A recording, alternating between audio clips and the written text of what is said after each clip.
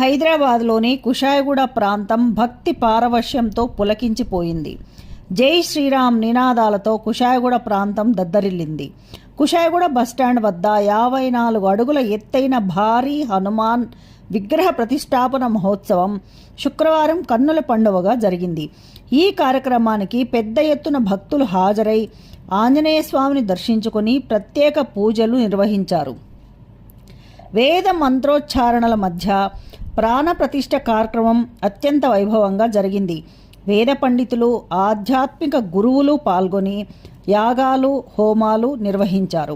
ముఖ్యంగా బ్రహ్మశ్రీ చిట్టి రామకుమార్ శర్మ, బ్రహ్మశ్రీ నిష్టల్ రామకృష్ణ శర్మ, శృంగేరి శారదా పీఠానికి చెందిన పౌరాణికులు బ్రహ్మశ్రీ బాచంపల్లి సంతోష్ కుమార్ శాస్త్రి తదితరులు వైదిక విధానంలో ప్రాణ ప్రతిష్ఠ నిర్వహించారు. ఈ మహోత్సవానికి ప్రముఖులు హాజరై ప్రత్యేక ఆకర్షణగా నిలిచారు.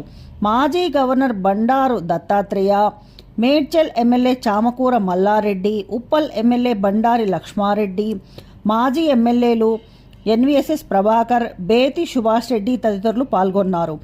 భక్తుల జై శ్రీరామ్, జై హనుమాన్ నినాదాల మధ్య ఘనమైన ఆధ్యాత్మిక వాతావరణం జరిగిన ఈ హనుమాన్ విగ్రహ ప్రతిష్టాపన కార్యక్రమం కుషాయిగూడలో విశేషంగా ఆకట్టుకుంది.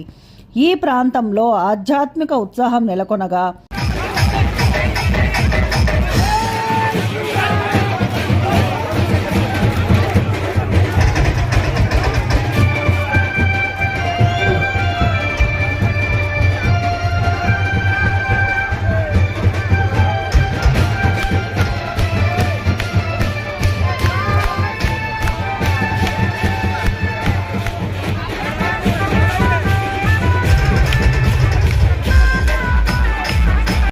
Please like, share and subscribe.